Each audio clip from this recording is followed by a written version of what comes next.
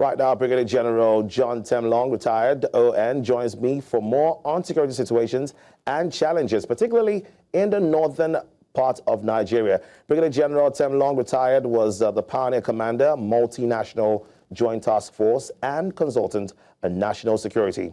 He joins from Jos, the Plateau State capital. You're welcome, General. Thank you so much for joining us. Pleasure having me. All right, so let's start off by talking about the Northern Elders Forum, NEF, and the fact that they've called on President Bola Ahmed Tinubu to declare a state of emergency in the northern part of Nigeria over the unabating insecurity challenges. So what will be your take on this? Well, thank you very much. I read that what the Northern Elders Forum are saying.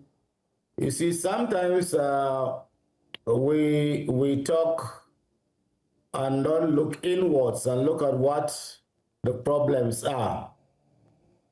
In warfare or in this sort of operation, there is what Karl von Clausewitz, the classical military thinker, the Prussian, wrote, and he said there is what we call the remarkable trinity, or the classical trinity of war, where the popular will, that's the population or the national will, the military force, and then the political direction. What we are lacking in Nigeria today, and which I think the Northern Elders Forum can address as quickly as possible, is that we don't have the popular will or the national will behind the military operations that are going on government. We are always quick to criticize or say these things. The terrorists or the militants or the bandits or whatever name you want to call them do not live off the ground. They live and operate with citizens. They get their resources, their fuels, their spare parts, and the rest, their food, all from citizens. Some prominent Nigerians do sponsor them. They are part and parcel of them. Now, if you do not feed them, no matter the state of emergency you feed, you are living in a very congested environment where civilians, the combatants, and national objectives are operating in a limited space, a very congested space. And so if the people, the citizens themselves do not come out clean to say, look, this is the bad guy, this man is this man is this man is providing resources, this man is a terrorist, like what the Maiduguri young men did in the beginning of the Boko Haram crisis when they got to a state where they formed themselves into what they call civilian joint task force and started volunteering information and fishing out their colleagues who are Boko Haram and some of them were informants. These people live within us here. Elders should come out as elders and make sure that we speak to our youth. You know, if you see a very terrible thing, the criminal aspect of where they ambush our soldiers and kill those numbers, you don't go and lay an ambush on the streets or anyhow, unless you have information that people are moving or soldiers are going to move along that route. And who gave that intelligence to them, that information to the terrorists or to the bandits to ambush the soldiers? Because it was an ambush, it wasn't a clash.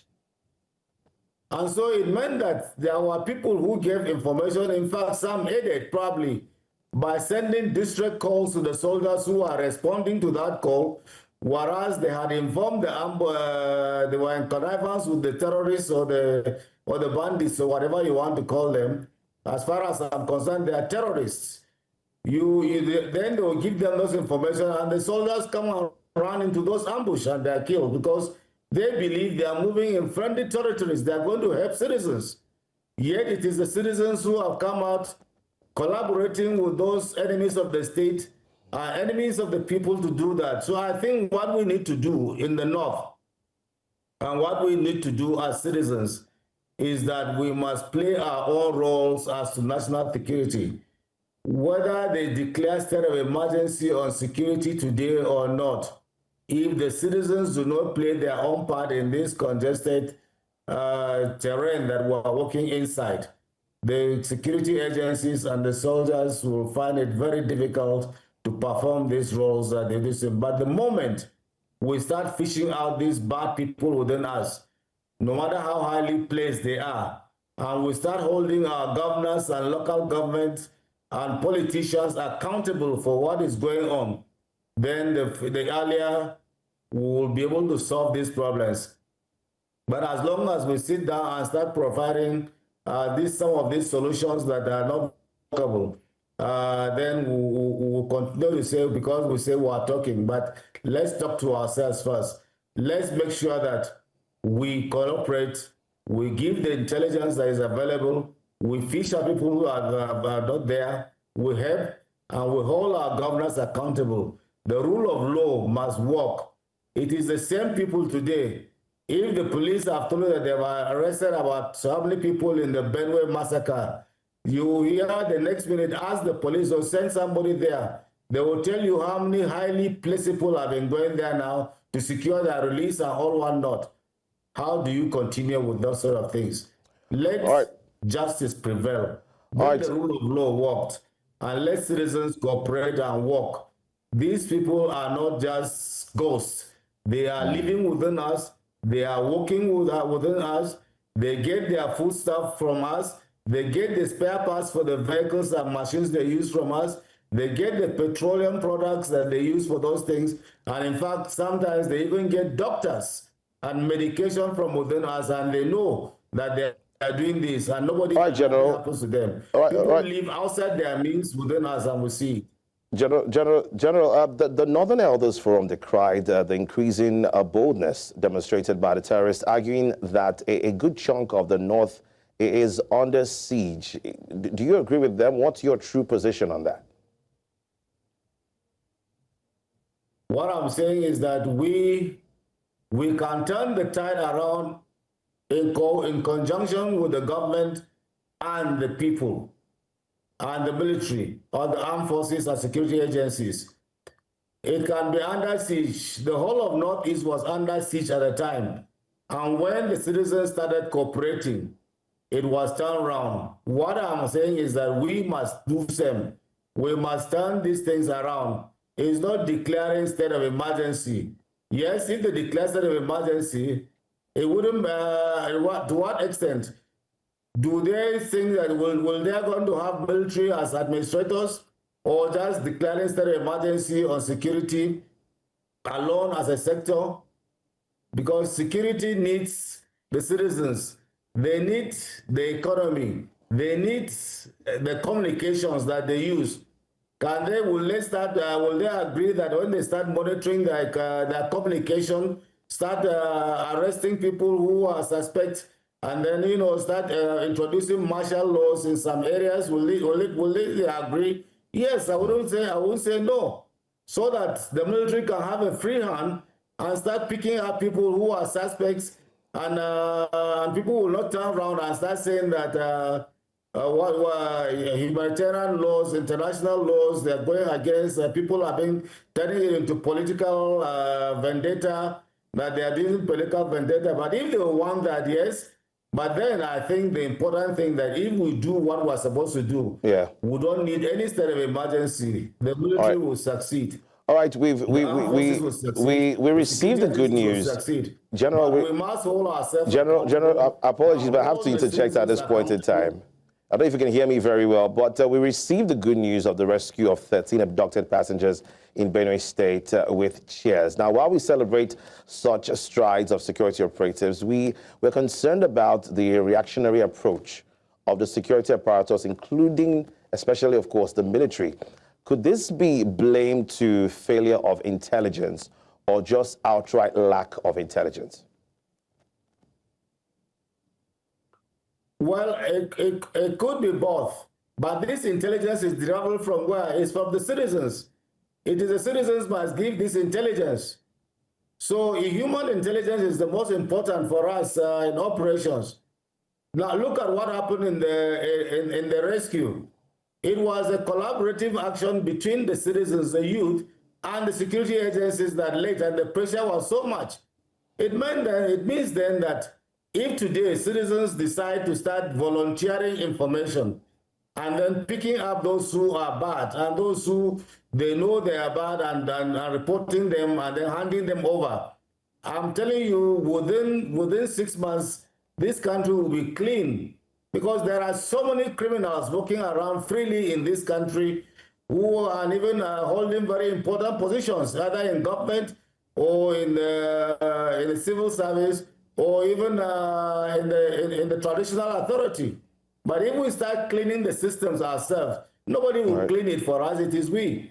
So if we do a safe cleaning and then use the apparatus of the state to help in cleaning these things, I'm telling you, give 6 months within which you will see that everything will be turned around. Because these people are not living, they are not ghosts. They don't live off the land, they are human beings, they recruit the people from us, they all the supplies from us.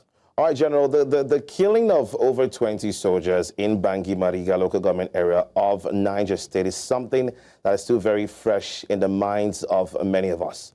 Would you say that enough is being done by the federal government and even state security architectures? But I told you here earlier on that who gave the information and intelligence about the movement of those soldiers? It's the citizens, it's collaborators.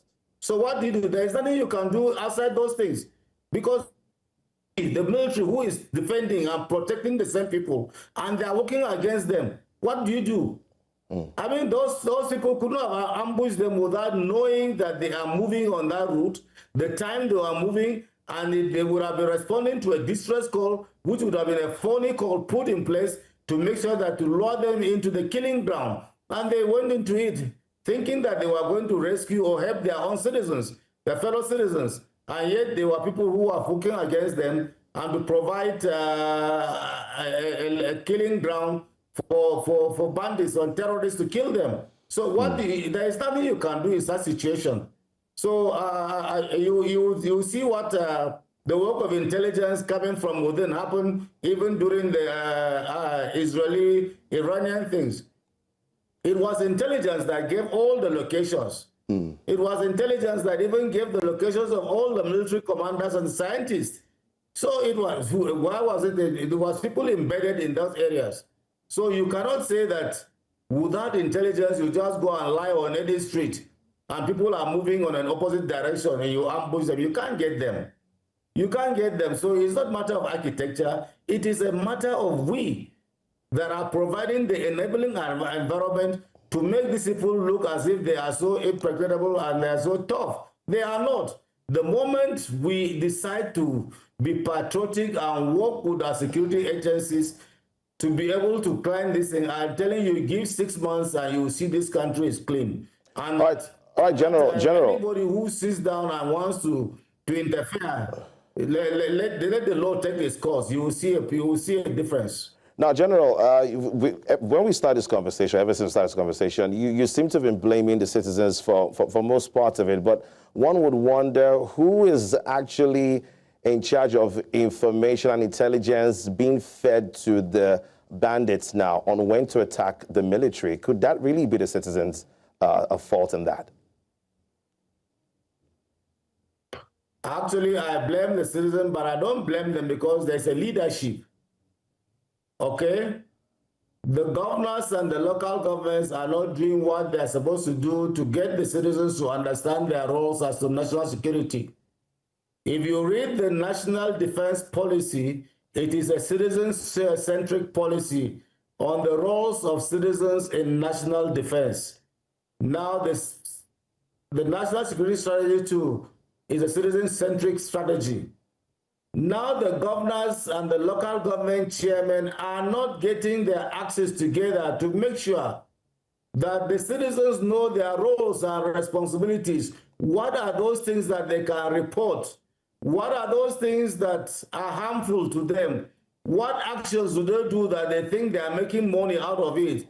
Like if you sell petrol to bandits and they're buying it at 20,000 naira for a gallon, you know, they are making a lot of money, but that in itself, you are providing an enabling environment for somebody to kill you or to kill your relation or to kill your brother.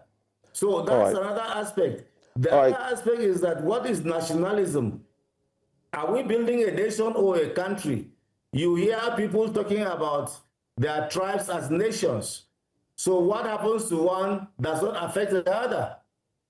A harm to one should be a harm to all.